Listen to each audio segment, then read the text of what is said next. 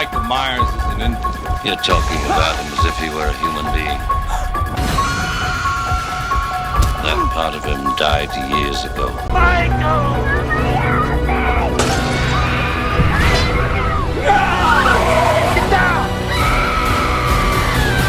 Maybe nobody knows how to stop it.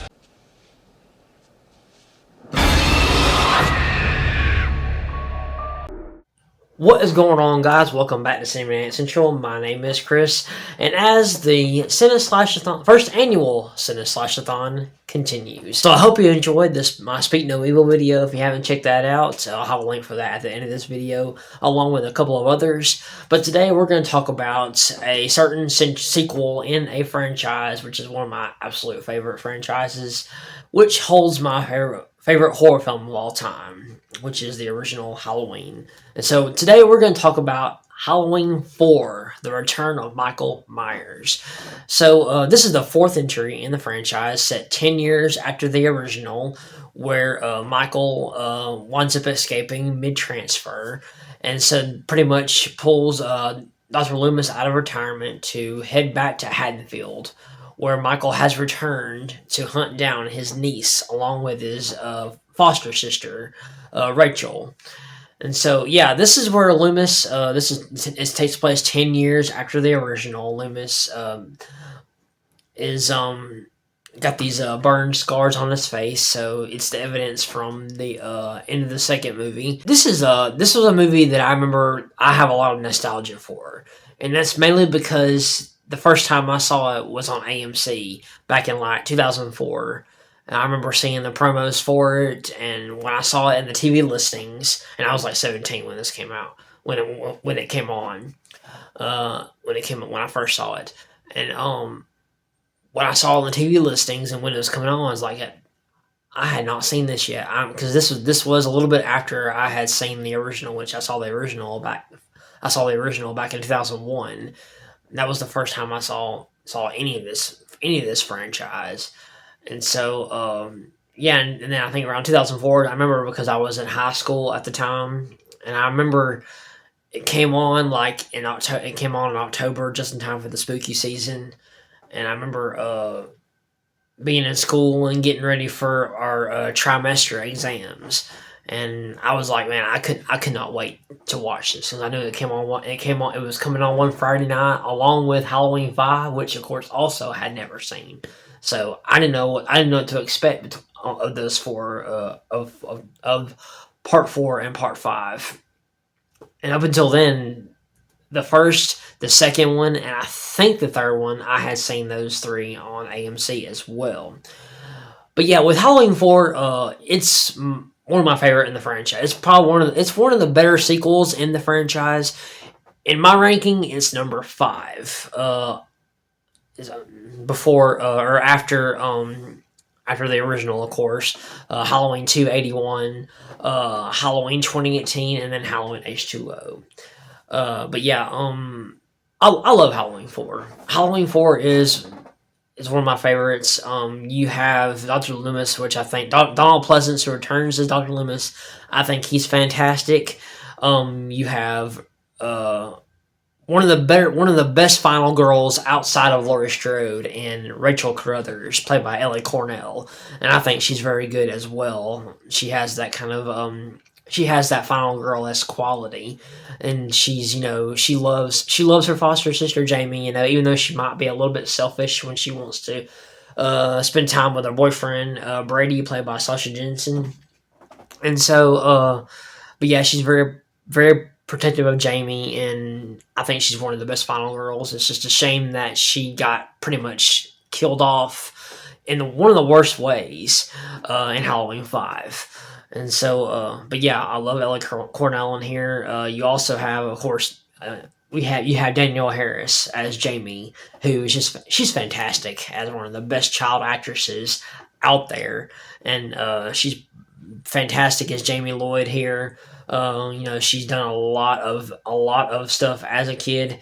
After the Halloween franchise, she appeared in Free Willy in a small part. She appeared in City Slickers. She appeared in The Last Boy Scout.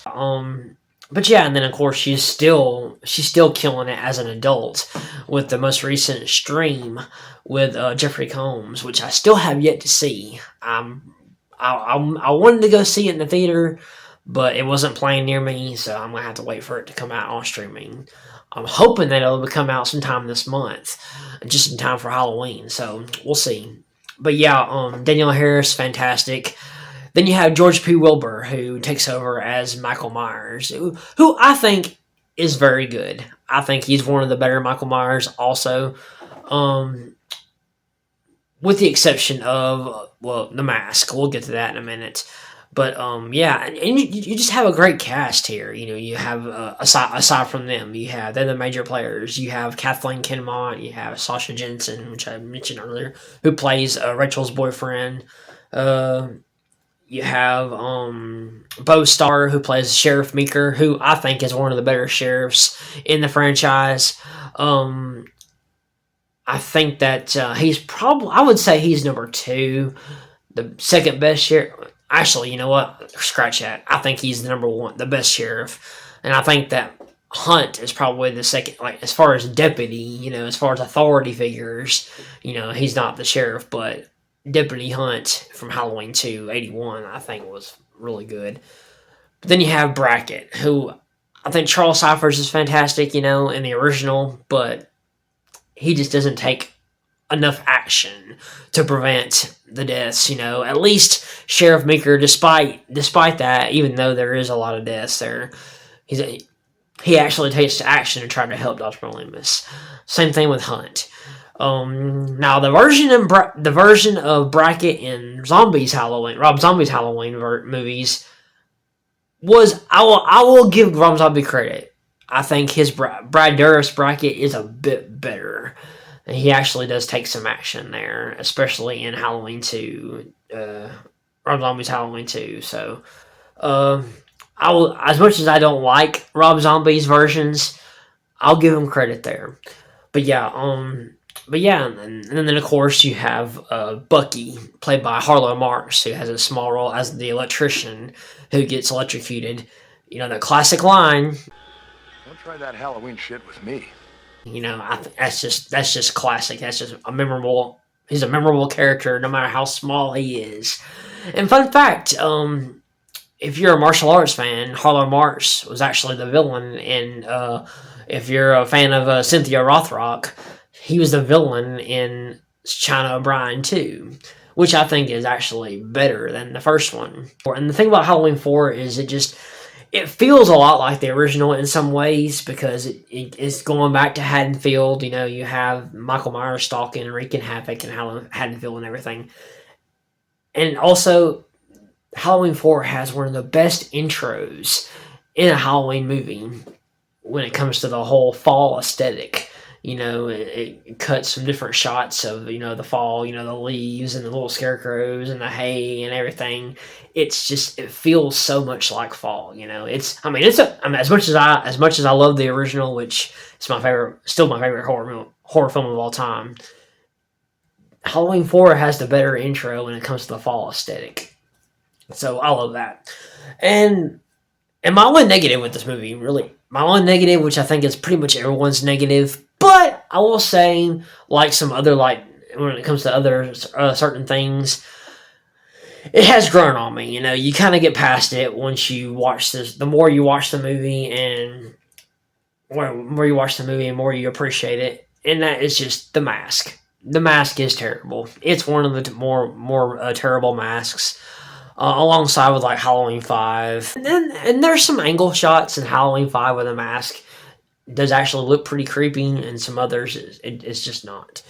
But yeah, Halloween 4 it's not all that great.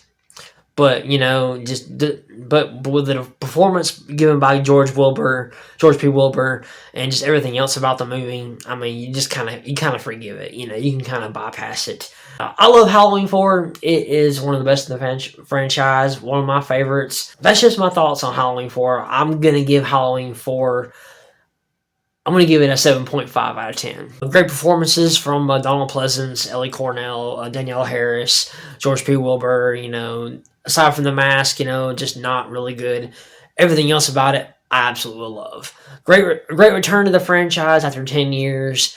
Well, technically, timeline wise is 10 years, but movie release years is 7 years. But yeah, but what are your thoughts on Halloween 4? Let me know in the comments down below. Don't forget to like, subscribe if you haven't already. Don't forget I will have a link for Speak No Evil along with my reviews for the original Halloween and Halloween 2. I love you guys. You guys are the best, and I will see you next time.